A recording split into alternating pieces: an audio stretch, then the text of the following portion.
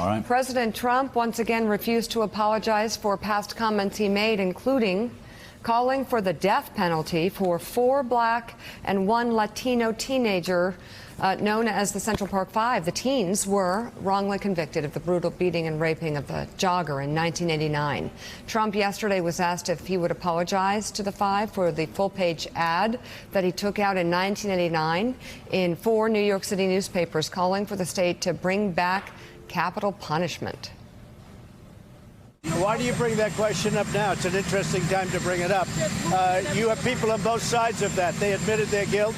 If you look at Linda Fairstein and if you look at some of the prosecutors, they think that the city should never have settled that case.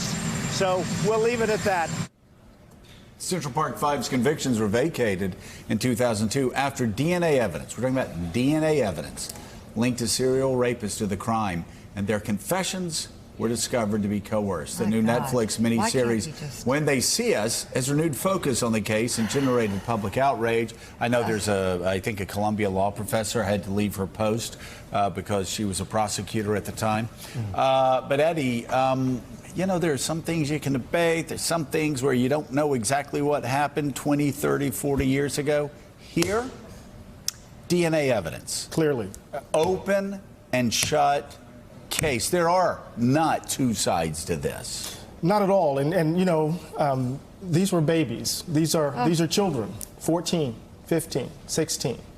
And the fact that Donald Trump at the time, because at the time there was a discourse around super predators, around these kids that John DeLilio and others in social science talking about these crack babies who weren't able to submit themselves to social norms. They were monsters. And by the way, this was 1989. We were talking about it before. In the middle of the crack epidemic, when chaos, I mean, large towns, small towns alike, chaos sweeping over America, which led to the crime bill. And the fascinating thing is that DeLilio and others, the social scientists who put forward the idea of super predator, came back a few years later, a decade later, said they were completely wrong. Right. And what happened in this moment for Donald Trump, he basically said, right, that these kids should be murdered. They should be killed.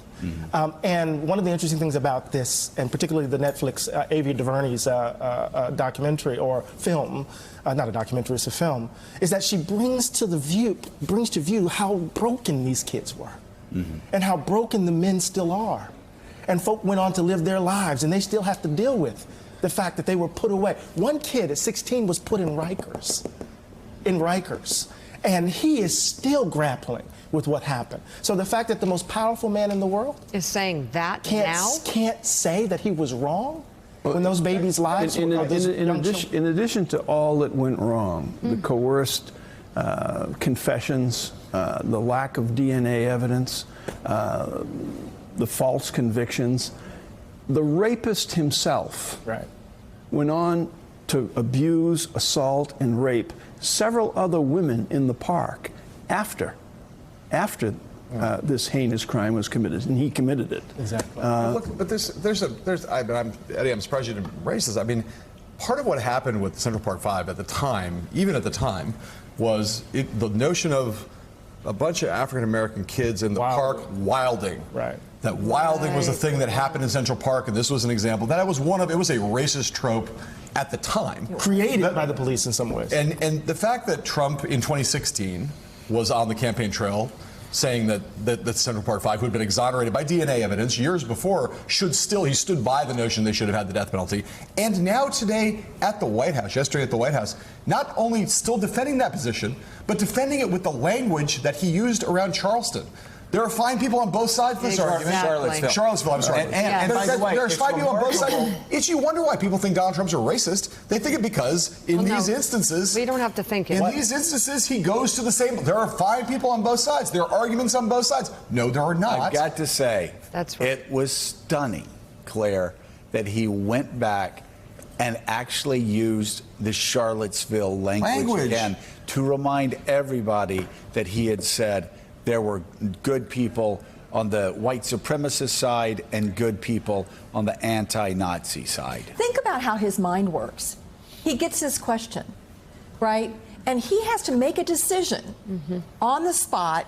How do I respond to this question? And he is most comfortable reassuring his base that he is not going to apologize. He's not going to say he was wrong.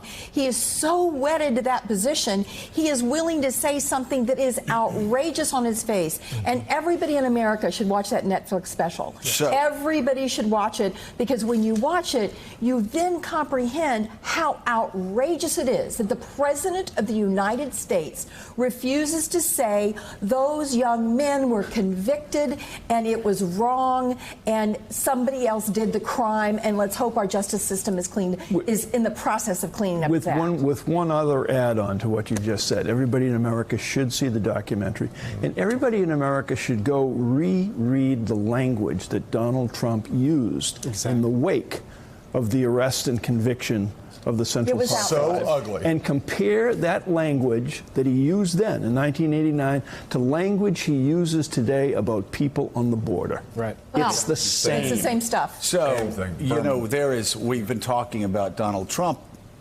not wanting, apparently, to get above 50%, doing everything he can to swat away 50% of Americans, 60% of Americans. There's just been a trend. And throughout his campaign, where he is, and I'm very careful, I have not been as careful in the past. I'm trying to be more careful not to say this was racist or that was racist. I'm trying to say it's racially insensitive, and boy, it certainly seems like. Because that's a heavy, heavy charge to lay on somebody. But yesterday reminds me, there are times when he is appealing to neo-Nazis and white supremacists. That would be the moment. There is a pattern. If you don't believe me, go back and see a Sunday interview before Super Tuesday, where there were all the votes in the South, and he was asked about David Duke. Don't know him. Despite the fact in 2000 he said he would not he would not run in the Reform Party because David Duke was a racist. The Ku Klux Klan. Oh, you know what? I don't know anything about the Ku Klux Klan. Send me a list of these organizations, and I'll be able to tell you whether or not I'm for them or against them. Purely racist. He backed down later, but at the time, he's sending a message to David Duke supporters. He's sending a message to the Klan. Charlottesville. Right.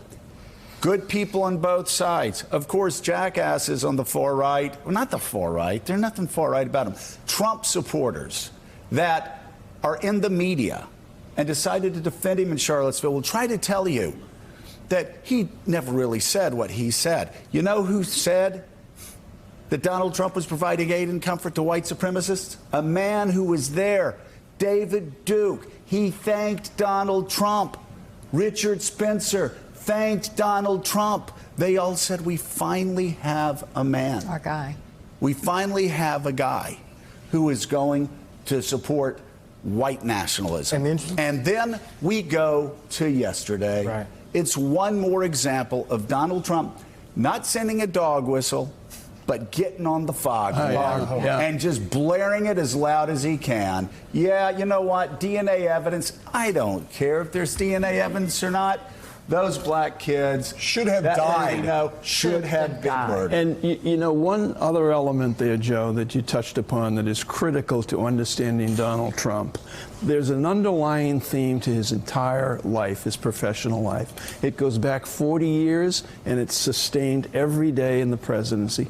Donald Trump, across 40 years in business, in his personal life, through his marriages, and into his presidency, has thrived and prospered on one component above all: division. Right. He divides people, he divides lawyers, he divides building bidders on properties, and he's dividing the country. And by the That's way, how he prospers. At the time, too, not only divide, but he does it, it's all part of the game for Donald Trump. Yeah. Because, Al Sharpton was reminding me just now that he was demonized. And so many people were demonized for defending those kids, right? But Donald Trump, when it suited Donald Trump, when he had casinos in Atlantic City, Donald Trump was hanging out with hip-hop stars. He was hanging out with Al Sharpton. Al wasn't buddies with him, but I remember asking him about, hey, you remember that Tyson-Spinks fight where Spinks kind of collapsed in the first round? He goes, I was there with Donald. We were there. Wow. He dated black women. Like he actually was friends. I remember being surprised, and Willie and I talked about it. I think it was Jay-Z at the end of the 2016 campaign.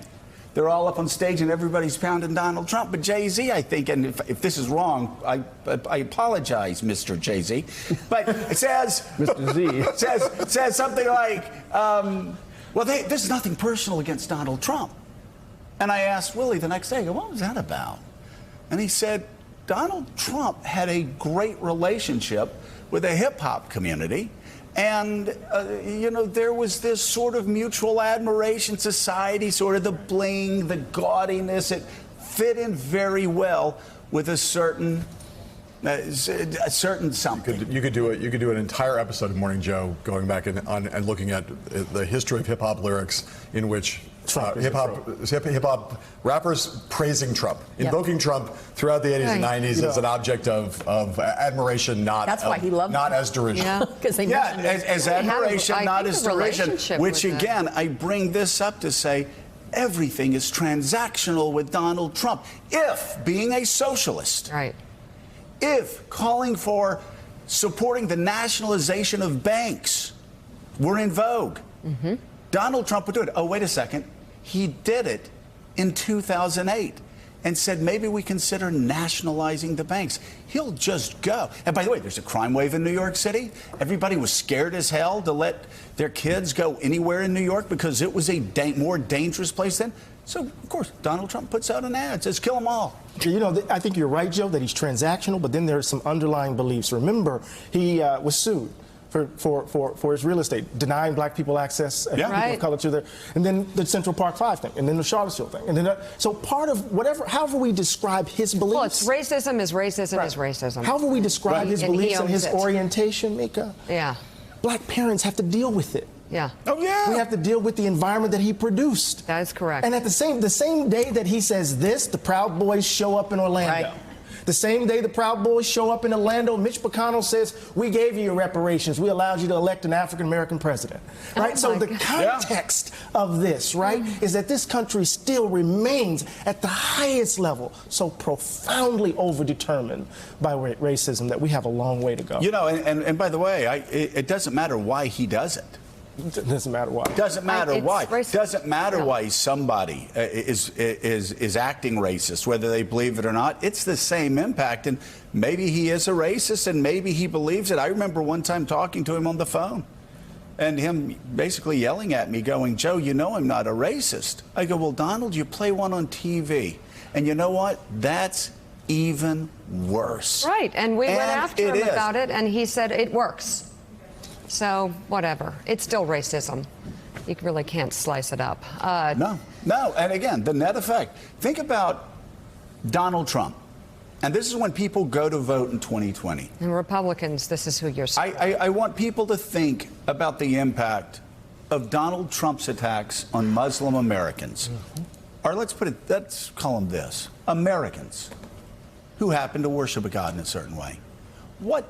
What's the life for a 7-year-old girl or a 7-year-old boy who is a Muslim, who worships the God of Abraham the way their parents and grandparents worship the God of Abraham when they go to school? Great question. How much harder is it for that second grader, that third grader to get through their day without having abuse heaped on them? What about a Latino whose family, who knows, maybe he's lived in this country for 150 years? How much harder is it for a 7th grade, 8th grade girl who is a Latino, who is getting abuse heaped upon her when life's tough enough for a middle school girl? But because there's a president who is constantly vilifying Latinos, how much harder is her life every day? How much harder is it for her mom and dad to get her out of bed and say, go to school, it's going to be better, we're going to talk to the principal? We're in America. What about a black kid who, again, has a president of the United States who does the things, says the things that Donald Trump says? And yesterday, given the chance to say, I was wrong when I called for the execution of 4 young black boys. Innocent. 5 4 young black boys and I think one Latino boy. Latino. And they were boys. They were 14. 14, 15, 16. What a wonderful time for a president to say, I was wrong. The facts. I've prove got it. to do better.